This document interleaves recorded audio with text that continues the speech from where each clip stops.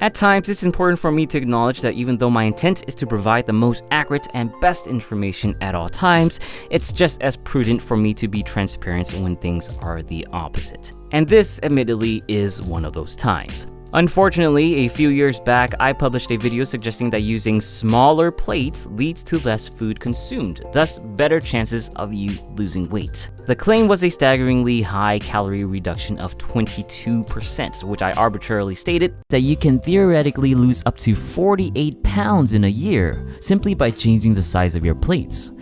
But it seems the data might have been wrong. Thus, so was my video. Recently, a new pre-registered study revisited this topic of using different plate sizes to reduce food intake under self-serving conditions. In this study, 134 participants, both men and women, were randomly allocated and blinded to the study conditions to self-serve lunch using either a small 9-inch plate versus a large 11.5-inch plate. The primary measured outcome was simply the amount of food consumed. Did the plate sizes make a difference to their total energy intake?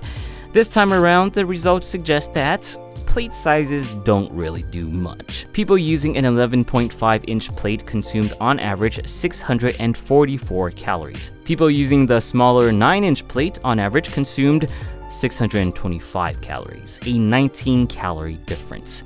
Now, I'm not going to do some weird math for you and try to overly exaggerate the impact of 19 calories over time, although it can be helpful, because it simply wouldn't be in good faith. Let's face it, a 19-calorie difference is not statistically significant. But why is it that there was such a discrepancy in results before versus now?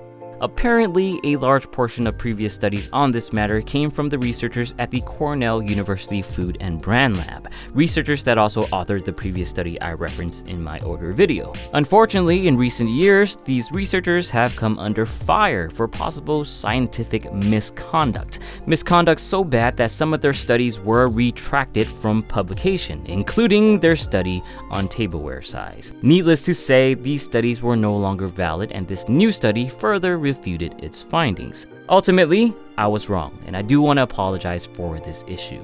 Luckily, the older video is one of my lower performing videos, but that's still no excuse. Rest assured, I will fix any inaccuracies in any of my videos. It's the least I can do to provide all of you as solid of information I possibly can. But it also highlights the beauty of science and research. Nothing is ever definitive, and we all grow whenever we allow objective information to proceed rather than willfully ignore it just because it's not in agreement with our own beliefs. That being said, please feel free to scrutinize my work at any time if you feel that I, in your opinion, made any inaccurate statements. I'm more than happy to listen and fix my statements if ever need be.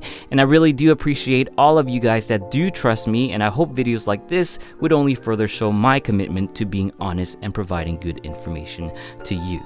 Thanks for watching, and one thing I can profess proudly is to get your protein.